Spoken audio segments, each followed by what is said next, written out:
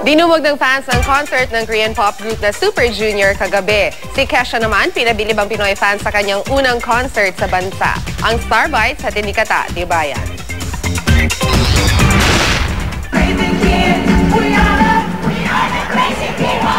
Nagpasiklab agad si Kesha sa kanyang concert sa The Big Dome nang kantahin ang recent hit niyang Crazy Kids.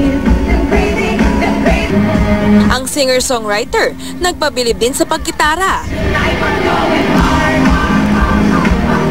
First time ni Kesha na mag-concert sa Pilipinas at bahagi ito ng kanyang Warrior Tour.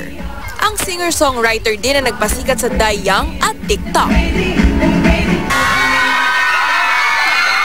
Ganun na lang kainit ang pagsalubong sa K-pop group na Super Junior pagdating nila sa Naiya. First time nila Hitchul at Kangin na makasama sa Super Junior 5 Tour dahil tapos na ang kanilang military duty sa South Korea. Pero wala nang sina Yesong at Lituk na magsisimula naman sa kanilang military duty.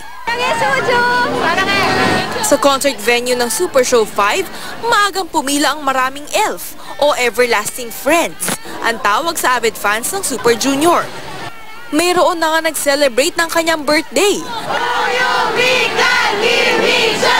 Katatibayan, GMA News.